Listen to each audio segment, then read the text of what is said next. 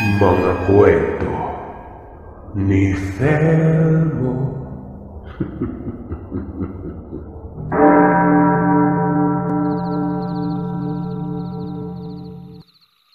Taong 1982, sa tagong lugar ng Calatrava Negros. Mapagpalang araw po sa inyo mga kagiliw ko. Itago niyo na lang ako sa pangalang Moro. Kasalukuyang nasa Cebu kasama ang pamilya ko. Gaya ng ibang nagbahagi ng kwento, ako din po ay merong karanasan sa nabanggit na taon. Edad 14 na taong gulang ako noon. Ito nga lang karanasan ko ay medyo iba. Uunahan ko na kayo. Kasuklam-suklam ito. Higit pa sa brutal na pangyari na minsang naranasan ng isang tao sa buong buhay niya. Kahit nga ngayon habang sinusulat ko ito, nakakaramdam ako ng hindi maganda. Kung anumang nilalaman ng kwentong ito, sana ay mapaghandaan niyo ang sarili niyo. Pangmatigasang sikmura lamang ito. Aaminin ko, kasapi ang mga magulang ko sa tinatawag na kulto. Yun bang parang mga may sariling mundo? Itago na lamang po natin ang mga magulang ko sa pangalang Tatay Noah at Nanay Karing. Ang bahay namin ay aakalain mong parang pinamumugaran ng masasamang espiritu. Nasa liblib kami nakatira. May mga bahay namang iba roon pero magkakalayo. 2 palapag. Pang-ancestral ito at may beranda. May mga halamang bulaklak naman na gumagapang sa bawat haligi. Basta sobrang luma ng bahay na yon. Sa tuwing Biyernes, umaalis sa mga magulang ko. May pinupuntahan na mga ito. Umaga yon at babalik na lamang pagsapit ng hapon.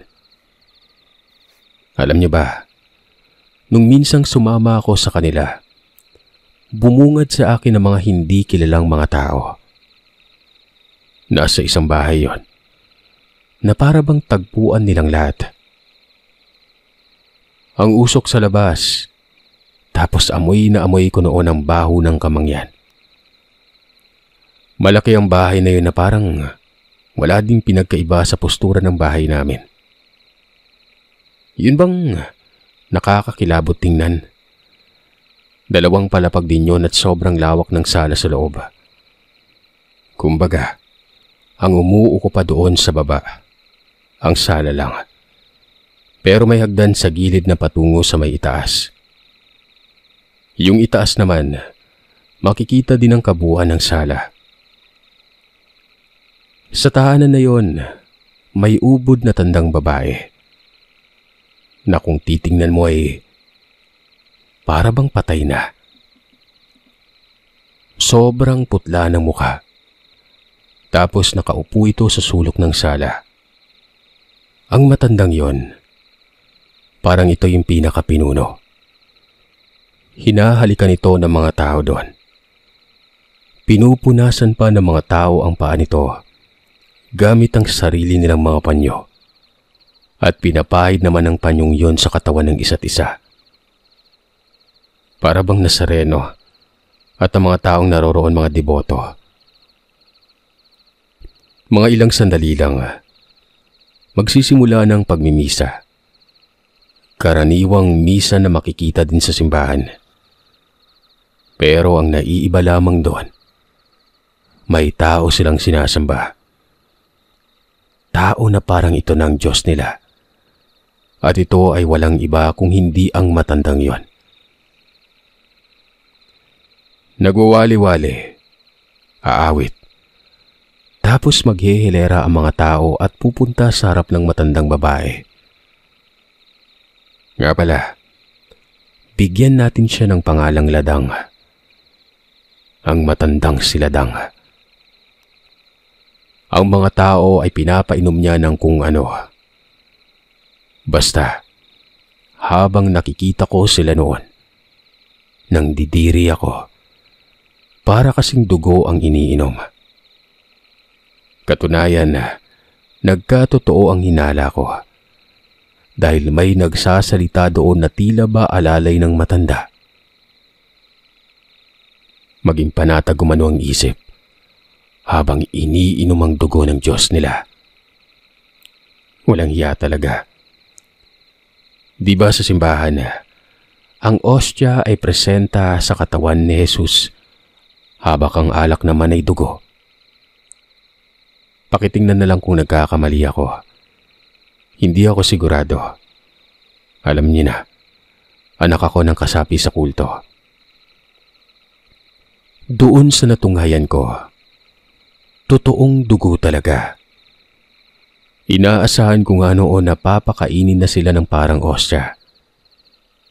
Hindi ako nagkakamali dahil matapos makainom ng dugo, lumilipat ng pwesto at may taga-abot doon. At may kung anong isinusubo sa kanila. Mamula-mula pa ito.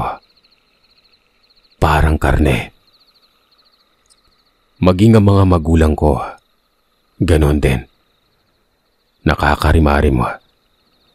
Kung dugo ngayon, imposible namang hindi galing sa tao. At yung laman, imposibleng hindi din galing sa tao. Nang makauwi na kami, tinatanong ko ang nanay ko. Ang sabi ko pa, ganun ba talaga ang pamamaraan nila sa pananampalataya? Pero ang sumagot nito ay ang tatay ko naman.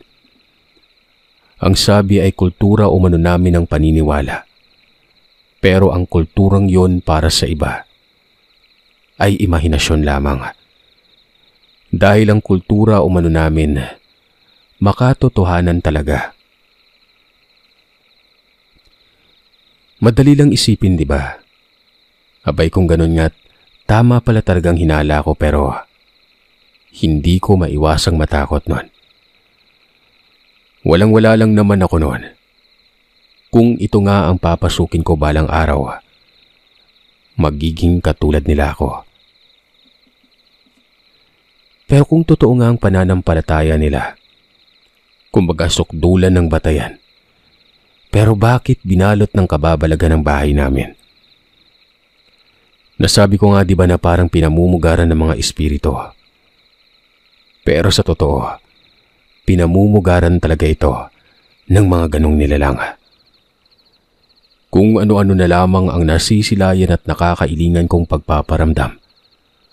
May umiiyak, may batang tumatawa.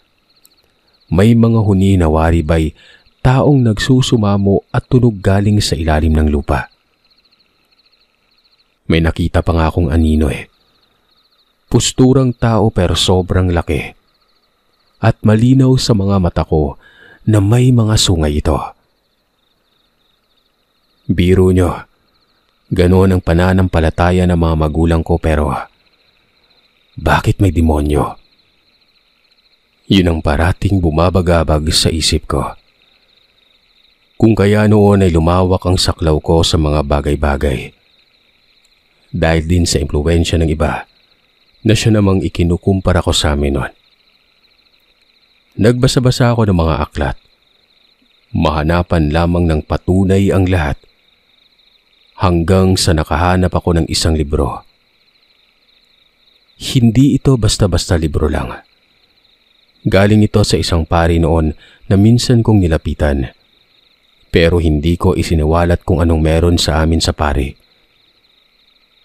Ang tanong ko lang sa kanya, kung ano ba mga demonyo. Doon nakita ko ang nilalaman ng aklat. Mga itinakwilto ng sugo at itinapon sa mundo natin. Pero nagpalaganap ang mga ito. Nagparami hanggang sa nanghasik ng kasamaan. Ang paraiso umano ng impyerno. Maririnig dito ang mga nagsusumamong tao. Napapailing na lamang ako noon kung hindi ako nagkakamali. Nagmistulang paraiso na ang bahay namin. Paraiso ng impyerno. Kung ganoon pala, taliwas ang paniniwala ng kultura ng mga magulang ko noon. Ipagpalagay na lamang natin na makatotohanan nga ang pagsamba nila. Pero pagsamba nga ba ito sa totoong Panginoon? Alam niyo ba yung ginawa ko pagkatapos noon? Nilinaw ko sa mga magulang ko ang nalaman ko, pero ayon sa kanila, huwag ko umanong pakinggan ng mga taong may hilaw na paniniwala. Mas paniwalaan ko umano kung anong pinapaniwalaan namin. Isa pa, wala naman daw nagpaparamdam sa bahay. Katunayan umano ay ligtas ang bahay namin at nabalot ito ng proteksyon ng sinasamba. Nakapagtataka. Kung ganun pala, ako lamang ang nakakaramdam sa bahay ng presensya ng dilim at hindi sila. Aminado ako doon dahil sa tuwing may nagpaparamdam, walang-wala lang talaga ang mga magulang ko noon. Sinasabihan ko pa nga ang tatay na kapag nananalamin ako, may dumadaan sa likuran ko. Tapos yung banyo naman doon ko naririnig ang batang tumatawa. Habang sa labas, mga kaluskos ng dahon at damo. Nagtatayuan ang mga balahibo ko. Paano gumalaw ang mga dahon ng puno doon wala namang malakas na hangin. Tapos ang lamig minsan, kahit na maaraw. Alam nyo, kinikilabutan ako ngayon habang sinusulat ko ang kwento. Nasasariwa ako kasi ang mga pangyayari noon. Isang araw, habang nasa likod ako ng bahay, may dumaang ubod ng tandang lalaki. Bali doon lang sa liblib ito. Sumaglit ng hinto at tumitig sa akin. Ako naman noon nagtataka. Hindi ko kasi siya kilala. Hanggang sa ngumisi ito, kinawayan ako na ibig sabihin ay lumapit sa kanya noon. Ako naman noon bagamat nagtataka, lumapit at nagtanong. Ang sabi ko ay ano kamong sadya ng matanda. Ngumiti ito sa akin at sinabing, "Ang bata mo pa. Maganda ang buhay, alam mo ba yon? Kung ano mang gusto natin ay malaya tayo pero alam mo ba dong, mas maganda ang buhay kapag ito ay naaayon sa kung ano ang tama." Napakunot ang mukha ko noon. Siyempre ang lalim naman ng kanyang mga hugot. Wala akong naintindihan. Kaya noon ay sinabi ko kung anong ibig sabihin ng mga sinasabi niya. Hindi mo alam. Siya sige. Ipapaliwanag ko. Binigyan tayo ng buhay para maging kasangkapan ng ating lumikha. Upang ipalaganap ang katotohanan. Ipalaganap na may simula at may wakas. Ipalaganap na may umiiral na totoong Diyos. Regalo na lang yung pagiging masaya natin. Dahil sa pagkakaroon ng buhay.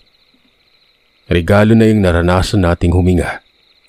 Kumain at makita ang magandang kapaligiran na isang paraiso para sa mga tao. Hindi para sa paraiso sa mga demonyo. Sa madaling salita, binuhay tayo dahil sa Ama at utang na loob natin yon sa Kanya. Anumang tama at naaayon sa patas na hukom, gawin natin. Huwag yung sambahin ng taong hindi naman tulay para marating ang Diyos. Kung hindi tulay pala para sa demonyo. Tandaan mo yun ha. Pwede pa kayong magbago. At tandaan nyo na iisa lamang ang Panginoon. Naproseso sa isip ko lahat ng mga katagang yon. Bagamat ang lalim ng ibig sabihin. Pero nakuha ko na. At walang ibang ipinupukol ang matandang yon. Kung hindi ang katayuan ng pamilya namin. Sumasampalataya kami sa taliwas ng Panginoon. Hindi ako kaagad nakapagsalita. Para ba akong lumulutang at naglalakbay ang isip ko sa kawalan? Ilang saglit lang ay nagsimula ng maglakad ang matandang yon. Pero tinawag ko siya at tinanong kung anong pangalan. Delmo. Tatang Delmo na lamang ang itawag mo sa akin, Dong. Ang totoo, ikaw talagang sadya ko.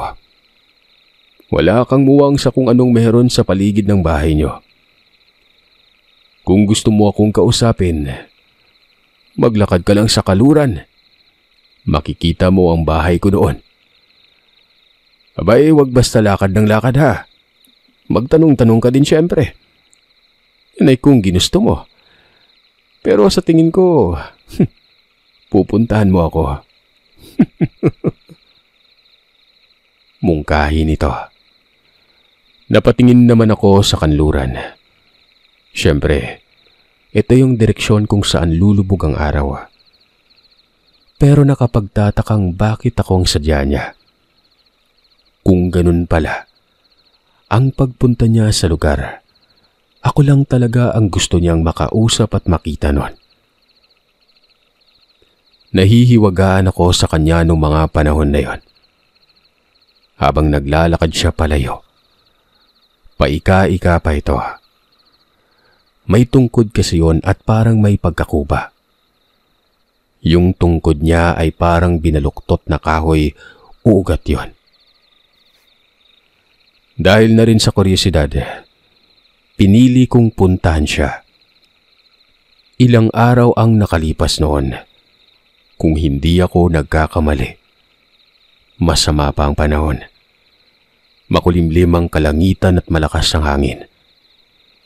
Halatang may malakas na unos na paparating. Umaga, tinatahak ko ang landas pakanluran. May nakikita akong mga bahay noon pero mga kakilala ko naman ito. Kung kaya't naiisip ko na baka malayo pa. Kung kaya't nagpatuloy pa ako. Lakad lang ng lakad. Basta kanluran talaga at walang kabig-kabig nun. Ang layo na at nagsisimula na akong magtanong. Kung tutuusin, sobrang bukid na ng lugar na yon. Para tuloy akong maghahanap ng gagamba. Hanggang sa bumagsak na ang ulan pero hindi ako huminto. Saan naman ako sisilong ay mababasa pa rin, diba? Tapos aksaya lang ng panahon. Paano kung hindi humupa? Mabuti na lamang at saglit lang ang ulan. Pero dumaan talaga ito at basang-basa ako nun. Hanggang sa isang residente doon ang natanong ko. Ang sabi nito, si Caro Delmo umano ang hinahanap ko. Magpapagamot ba umano ako? Ang sabi ko naman hindi. Tapos nagtanong ako kung bakit magpapagamot ang sinabi niya.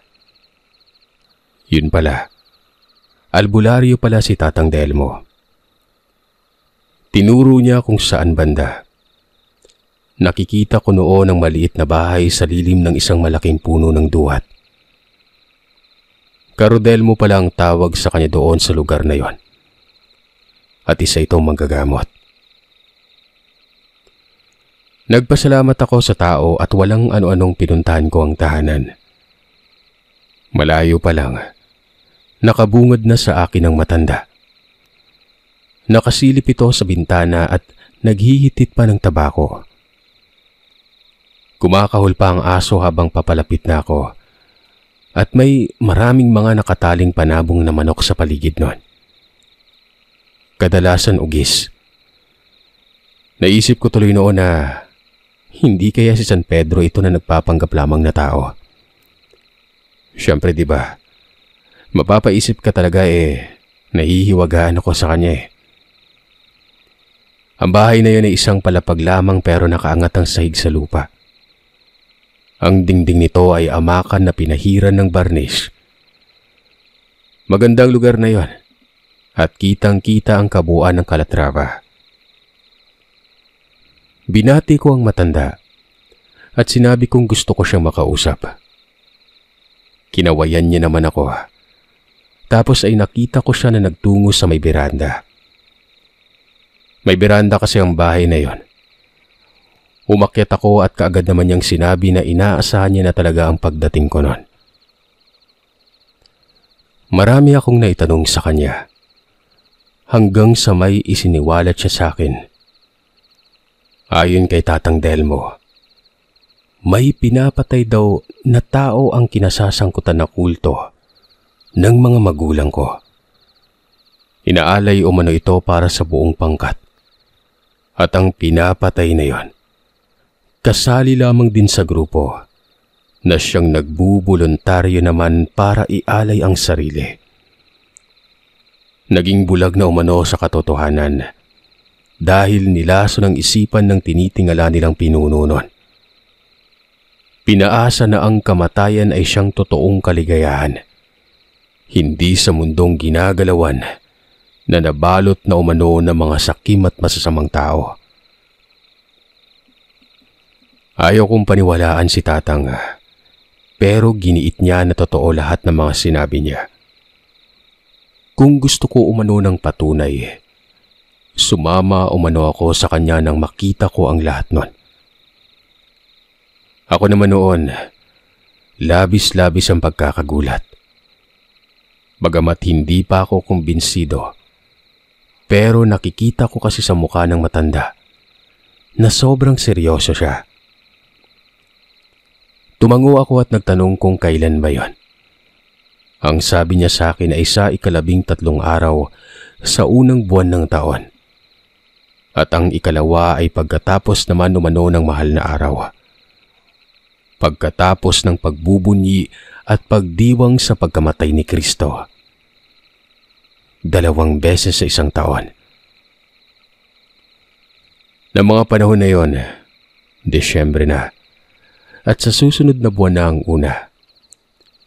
Sinabi ko kay Tatang na sumasang-ayon ako.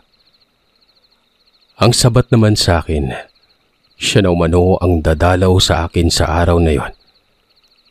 Sasama ako sa kanya. Dagdag pa niya, sa liblib na lugar isinasagawa ang pag-aalay. Pero nasa ilog daw ito at alam na alam ng matanda ang lugar na yon. Dito ay nagpatuloy kami sa pag-uusap. Nasabi ko pa sa kanya na kapag nagdadaos ang grupo ng magulang ko, ay nakikita kong umiinom ng dugo ang mga yon. Napansin ko ring may isinusubo sa bawat isa na parang karne. Gusto kong kumpirmahin yon kung galing nga ba sa tao. Pero ayon sa matanda, hindi umano. Bagkos ay dugo at laman umano yon ng baboy na kulay itim. Dagdag pa niya, hindi maipagkakaila na may sa demonyo na ang grupo. Ang baboy umano lalo ng itim, pinaniniwalaan na ito ang isinumpang hayop ayon sa kasulatan. Batay na rin sa kwento ni Kristo. Doon nilipat ang presensya ng demonyo nang minsang may ginamot na isang tao na sinasapian. Malalim ang pangunawa ni Tatang na taliwas talaga ang paniniwalaan ng mga magulang ko noon. Nagkukunwari o nagpapakitang tao lamang ang mga ito para magmukhang mabuti kahit na hindi naman.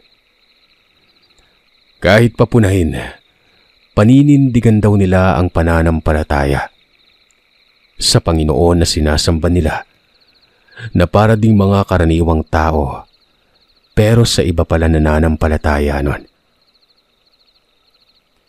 Hindi na ako nakapagsalita pa noon. Umuwi na lamang ako at piniling antay ng araw kung kailan ko masisilayan ang gagawin ng kulto. Habang tumatakbo ang araw, gaya ng dati ay parang wala lang. Normal ang mga kinikilos ng mga magulang ko. Simulat sa pool, hindi ako nakaranas ng Pasko sa bahay namin. Hindi katulad ng mga nakikita ko sa bayan, sa mga kapitbahay, at sa iba pang mga residente. Yun pa lang, isang indikasyon na yon na may kakaiba talaga sa pamilya namin. Kaya pala dahil hindi nila sinasamba ang Panginoon. Pinangalandakan ng mga magulang ko na kung anong kultura ng karamihan ay yun lamang din ang amin. Naiiba nga lang ang paraan dahil makatotohanan. Naniniwala akong makatotohanan.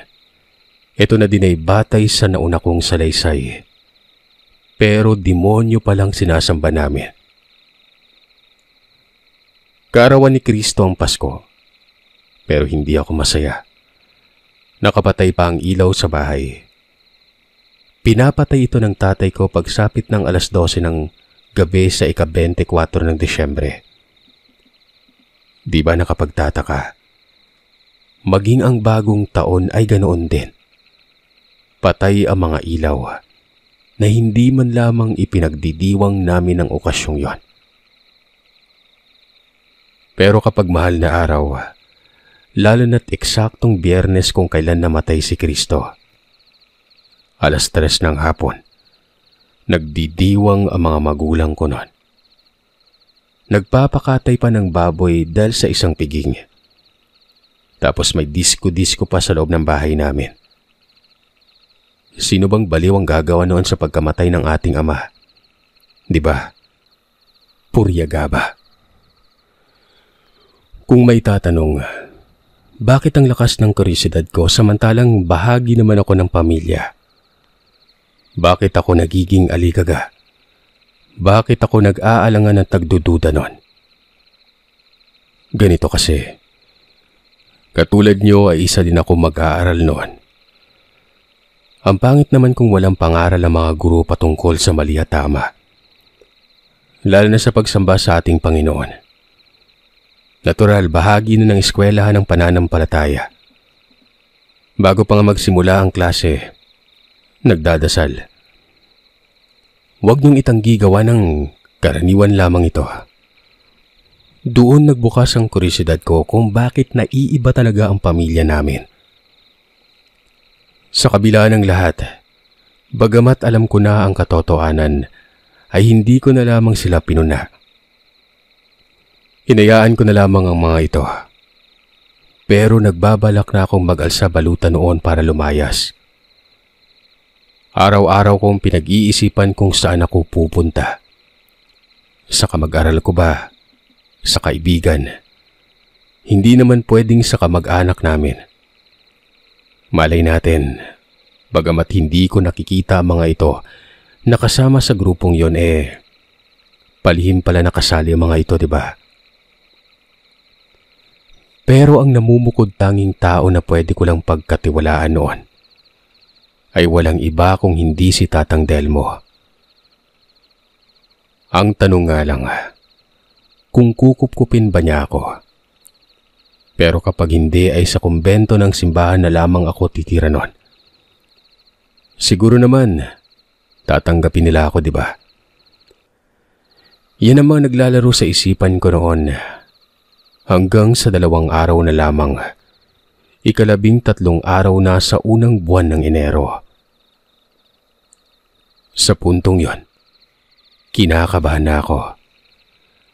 Katunayan ay hindi ako mapalagay. Balisa ako at gusto ko noong gumala-gala. Kahit papano ay maaliw ko ang sarili ko sa gitna ng tensyon.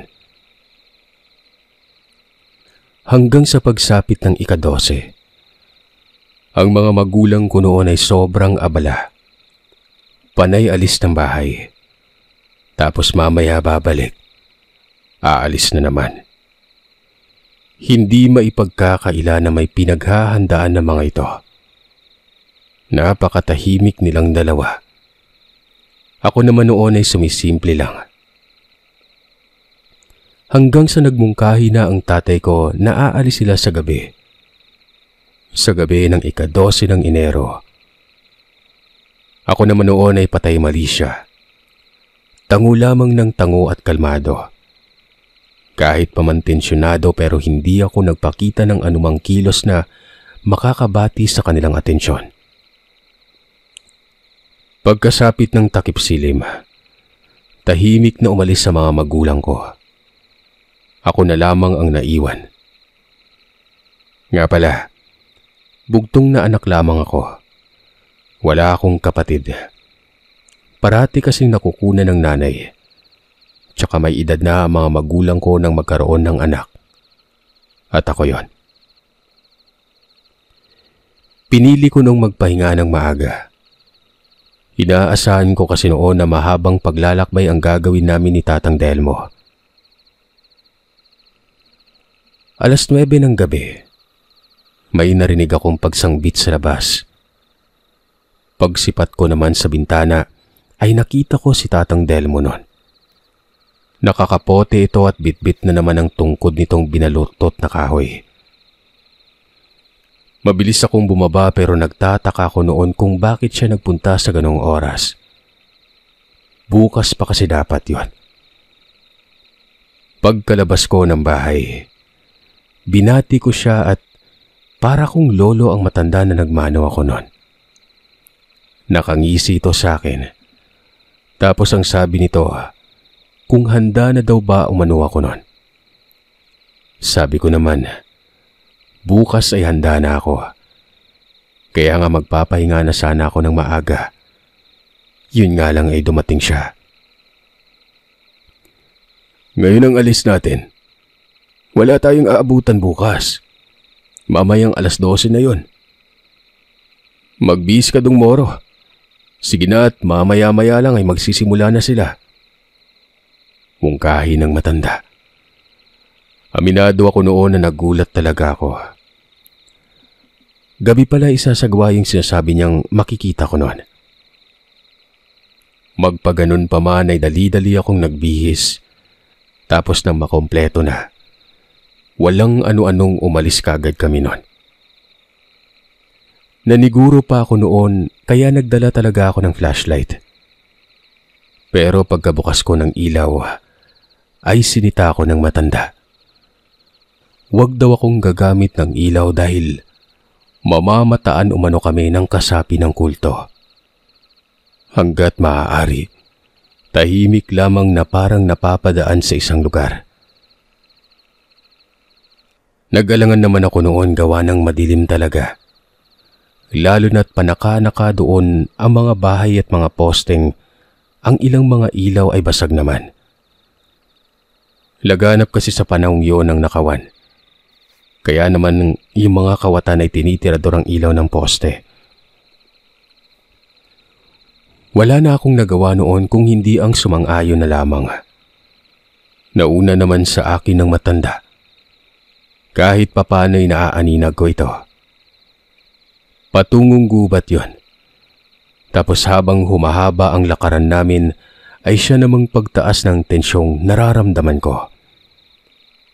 Kung iisipin, parang nananabik pero ang pananabik na yon sa hindi kaaya-ayang tagpo na masisilayan.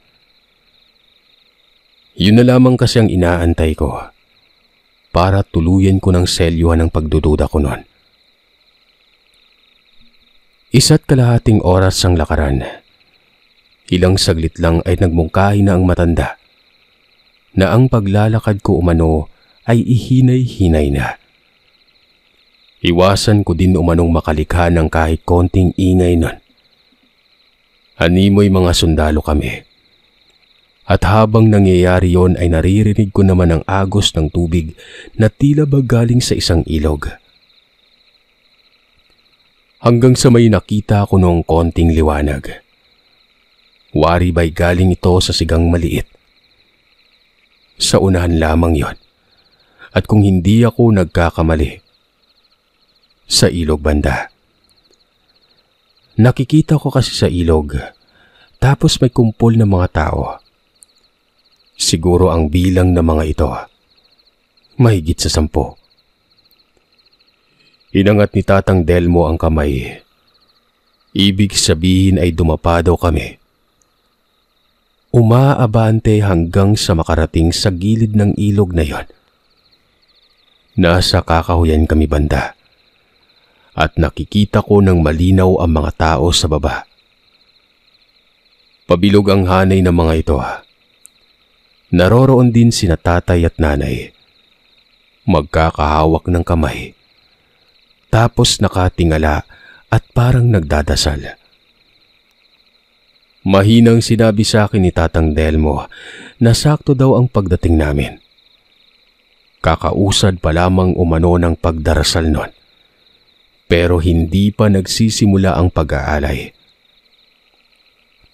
Dagdag pa nito, tinatawag umano ang mga taong yun ang presensya ng sinasambang demonyo. Ayon pa kay Tatay Delmo, kung mapapakinggan ko umano ang dasal, maririnig kong madalas ang katagang Diyos. Pero ang tanong, sinong Diyos ba ang sinasangbit na mga ito? Naiirita man ako sa lugar pero tiniis ko lang yon. Napakaraming lamok. Bukod pa dyan ay napakakatinang pakiramdam ko. Nawari ko pa ibaga may nabangga ako noong makakating tanim habang sinusuong ang lugar na napakadilim. Mabaho din. Parang may dumumay sa malapit. Tahimik lang kami ni Tatang Delmo. Hinahantay ko siyang maghudyat sa akin.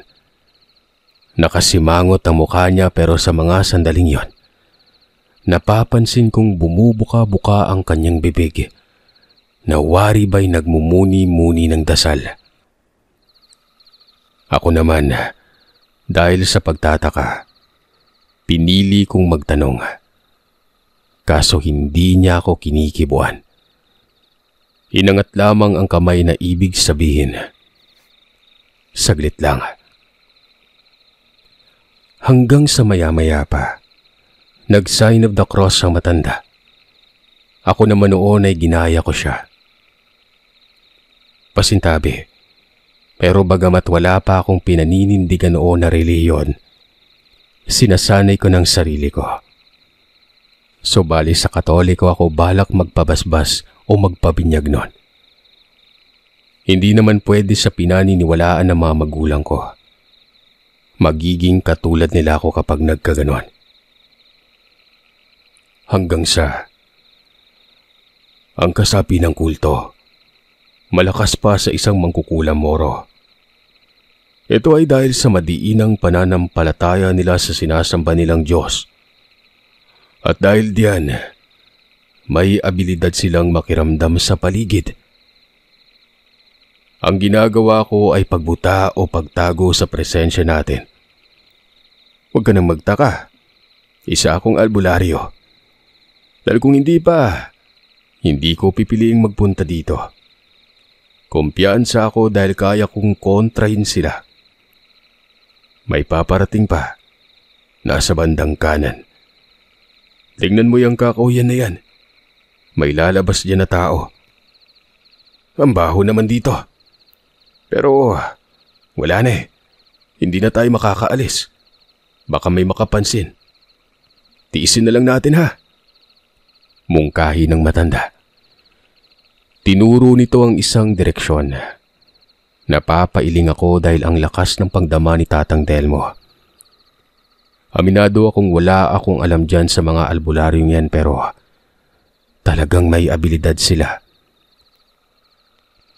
Ilang saglit pa, may lumabas nga na mga tao. Tatlo ito. Isang babaeng nakapiring ang mga mata habang inaalalayan ito ng mga kalalakihan.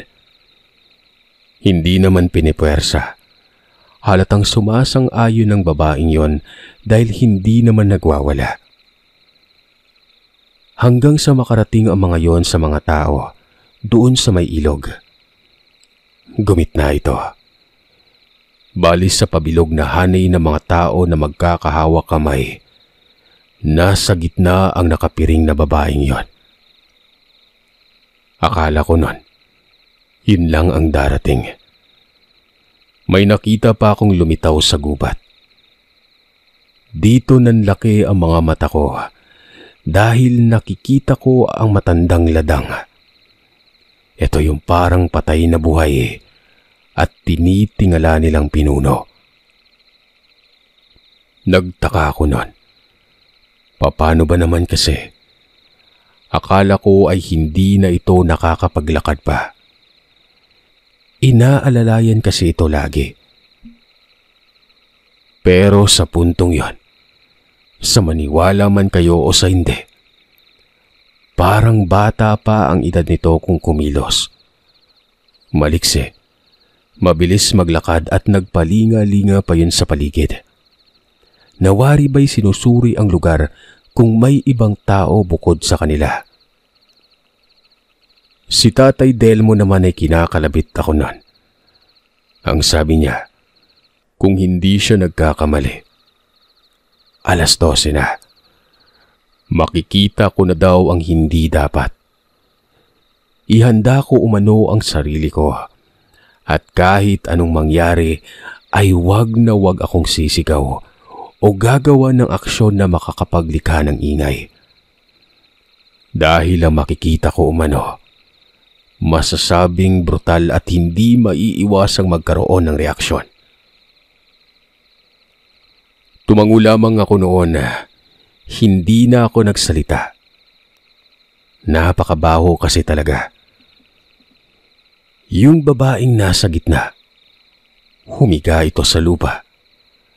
Mabato yon at ang uluhan nito ay doon dumadaloy ang tubig sa ilog. Nakatihaya lang, pero nakapiring pa rin ang mga mata. Lumaki naman ang hanay na bilog at binigyang daan ng matandang siladang. May kung anong sinasabi ito na wari ba may ipinapaintindi yon sa kanila. Tapos may dinukot ng kung ano sa gilid. Kung hindi ako nagkakamali, patalim yon.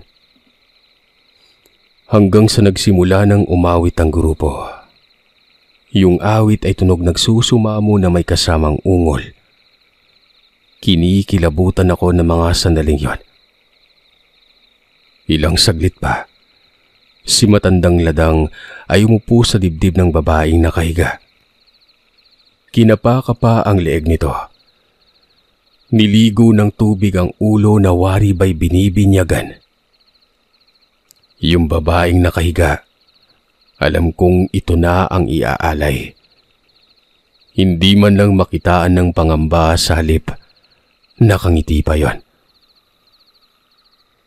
Napasabi na lamang ako sa sarili ko na kalokohan yon. Ilang saglit lang, doon ko na nasilayang hinila ni tandang ladang ang buhok ng babae. Pinatingala ito. Mabilis na niluglog ang leeg gamit ang patalim. Napapikit ako noon ng mata. Naduduwal pa ako dahil sa halong panghihilakbot at pandidiri nun. Pagbuka ko ng mga mata ko, sumisirit ang dugo sa leeg ng babae at dinig na dinig ko ang pag-ungol nito. Pero ang pag-ungol na yon, hindi na sa bibig lumalabas. Kung hindi, doon sa malaking sugat nito sa leeg, bumubulubok pa. Panay bigkas na ako ng mga mabigat na salita noon. Madilim man pero nakikita ko ang tubig na nahaluan ng dugo. Hanggang sa lumapit yung alalay ng matanda. May inabot kay matandang ladang. Baso ito na korting kalis. Ang sabi pa ng matanda, ang huling patak na dugo ang may lakas na magpapahaba sa kanilang buhay. Halos mapasigaw na ako noon. Pero dinakma ni Tatang Delmo ang bato ko tapos ay tinakpan ang bibig ko. Ang sabi ko sa iyo, huwag ka mag-iingay. Tumahimik ka lang. Patay tayo dito sa oras na malaman nilang narito tayo. Mahinang wika nito. Nagpigil ako noon. Gusto ko talagang sumigaw. Tama si Tatang Delmo. Hindi nga maiwasan na magkaroon ng reaksyon. Sino ba namang hindi, di ba? Nakakarimarim kasi yon at talagang hindi ito kaaya-aya. Isipin mo na lamang yung baboy na kinakatay. Tapos ilarawan mo sa isip mo na tao yon. Ganon na ganon. Pero hindi pa natatapos doon ang lahat. Parang mga aswang. Mangtakin yon pagkatapos makakuha ng konting dugo. Pinasa-pasa pa ang baso sa bawat isa at uminom ang lahat. Mga animal talaga. Naririnig ko pang natutuwa ang mga ito.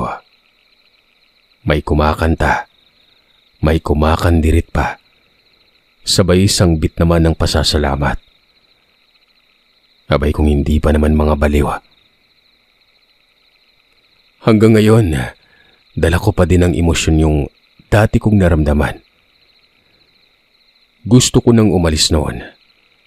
Akma akong talikod pero bigla namang hinawakan ng albularyo ang kamay ko at ang sabi niya, hindi pa daw tapos. May makikita pa akong mas nakakahindi kumano. Para na rin may malinaw kang impormasyon. Tapusin mo lahat ng hindi ka na magtatanong pa. Ito naman yung sadya mo, di ba? Ang patunay. Dagdag ni Tatang Delmo. Tumango lamang ako. Nagbuntong hininga. At muling sinipat ang mga tao sa baba na wari bang merong okasyon. Sa maniwala man kayo o sa hindi, si Tandang Ladang hiniwa ang dibdib noong bangkay hanggang sa pusunan. Pagkatapos nun ay may kung anong dinukot ito. Nasuka ako ng tuluyan. Kung hindi ako nagkakamali, puso yon. Inabot sa alalay, tapos ay may dinukot pa na mas malaki. Parang atay-ata yon. Pasintabi, alam kong pati kayo ay nanghihilakbot. Pero ano bang silbi ng kwentong ito kung hindi ko naman isisiwalat, diba? Alam niyo ba, pinagpira-piraso ang lamang loob na yon at inabutan ng bawat miyembro. Nagsikain ng mga ito na parang mga diablo. Totoo nga ang pananampalataya nila. Dugo at laman talaga ang totoong kinakain. Hindi ostya o alak man. Grabe yon. Hindi na mga tao ang ganon. Hindi ako nakatagal. Umalis ako doon ng walang sabi-sabi. Sukdulan ang galit ko noon. Sumunod naman sa akin si Tatang Delmo at sinasabing baka maligaw daw ako. Maghunos dili umano ako. Hindi ako nagsasalita. Sumusuka ako habang naglalakad. Nang makarating na kami sa bahay, nag-alsabalutan ako at kaagad nakiusap kay Tatang Delmo na kupkupin niya ako. Tumango naman ang matanda. Tapos ay nangilid ang luha sa mga mata niya. Naiyak ako noon. Hinding-hindi ko makakalimutan ang mga sinabi niya. Wala akong ibang hinahangad dong. Kung hindi ang baliktarin ng paniniwala mo sa mga magulang mo. Gusto kong isalba ka pa dahil may puruhan ka pang maging mabuti. Gusto kong kunin ka sa impyernong ito. Kahit hindi mo pa sabihin yan, ayan din ang pakay ko. Kukunin talaga kita, gustuhin mo man o hindi. Tara na, at wag ka nang babalik dito ha. Ang mga magulang mo, patay na. Patay na ang espiritual na katauhan nila. Patay na rin ang katawang buhay. Hindi na sila ang mga magulang mo dong. Matagal na silang lumisan sa mundong ito. Demonyo na ang nasa katawan ng mga magulang mo. Kung may magagawa lang sana ako, tara na. Mula ngayon, tawagin mo na akong lolo at ako lang ang kamag-anak mo. Maliwanag ba? Umalis nga ako mga kagiliw. Sabihin na nating marangya ang buhay namin. Pero mas pipiliin ko pang maging hamak na tao kesa naman maging kampo ng demonyo. Mga ilang araw doon sa bahay ni Tatang Delmo. Nagmungkahi ang matanda na lilikas kami sa malayong lugar. Yung hindi ako matatagpuan ng mga magulang ko. Hinahanap daw kasi ako noon. Nagmistula kaming palaboy ni Tatang Delmo. Kung saan-saan na lamang kami nagpupunta. Siyempre, hamak na tao lamang si Tatang. Kaya kung aalis wala talaga. Ubos sa mga manok niya dahil ibinenta. Tapos yung bahay niya namang ipinagkatiwala sa kaibigan. Sakripisyo yon. Sakripisyo ni Tatang Delmo para lang talaga mailayo ako sa karimlan. Humahanga ako sa kanya. Mabuti na lamang at nakatagpo kami ng mga mabuting tao. Hindi ko na lamang sasabihin sa inyo kung sino sila. Basta doon kami tumira at doon ako nagsimula ng bagong buhay. Katunayan, nakapagtapos ako ng pag-aaral. Hindi ko na nakita mga magulang ko. Bahala na sila.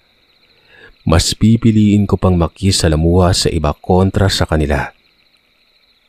Malay nyo, kapag hindi ako nasalba ni Tatang Delmo maging tulad din ako nila. Madadala sa hipnotismo. Ito na rin ay batay sa mga sinabi ni Tatang Delmo. Bukod sa pagpapaasa, pangungumbinsi, ay gumagamit din umano ng hipnotismo ang kultong yon.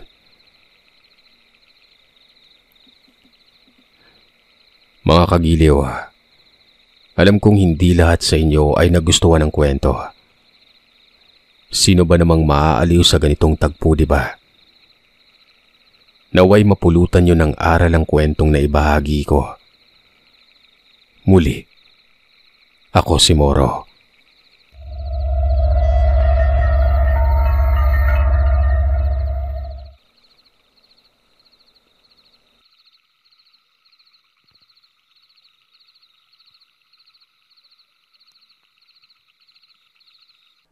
Maraming salamat mga kagiliw sa pakikinig. Madako naman tayo sa shoutout request. Sa gusto magpa-shoutout, i-message nyo lang po ako. Medyo matagal-tagal na tayo magsa-shoutout. Hindi ko mababasa katulad ng dati na 2 to 3 times a week tayo. Minsan once a week or siguro once every 2 weeks. Depende na din kasi medyo naging busy na tayo ngayon. And yun, marami na tayong inaasikaso sa labas. Pero babalik-balikan ko yung mga message nyo sa mga member natin. Pag nagsishoutout ako, ano na yun, lahat ng mga updated, lahat ng mga renewal, yun. Babasahin natin at babasahin yan, okay?